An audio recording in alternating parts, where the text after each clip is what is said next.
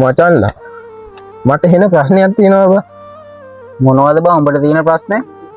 කවදා හරි බං අපි තුන් දෙනාගෙන් එකෙක් නැති වුණොත් මොකද බං ඉතුරු වෙන දෙන්න කරන්නේ? ඉස්සද බං මොනවද කියන්නේ?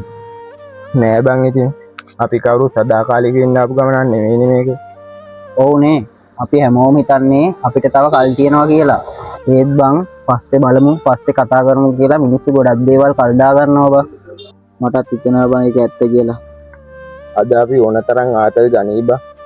ඒත් අපි හෙට රාමු කරු ෆොටෝ එකක් විතරක් වුණොත් සමහරු ජීවත් වෙලා ඉදී අගය කරන්නේ නැතුව දිග ස්ටේටස් දිග පෝස්ට් දානවා උඹ හොඳ යාළුවෙක් කියලා බං. ඔව් උඹ හොඳ යාළුවෙක් කියලා කියන එක කොච්චර වටිනවද? සමහර වෙලාවට එක කෝල් එකක් එක වචනයකිනුත් කෙනෙක්ගේ ජීවිතේ ලොකුවට වෙනස් කරන්න පුළුවන්. අපි තුන් දෙනාගේ යාළුකම කවදාවත් වෙනස් වෙන එකක් නෙමෙයි බං. මොන ප්‍රශ්නය ආවත් අපි තුන් දෙනා එකට ඉමු බං.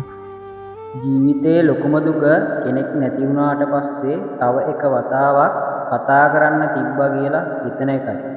ආදරය කරන මිනිස්සු ඉන්නකොට ඒ ආදරේ කියන්න ඕනේ.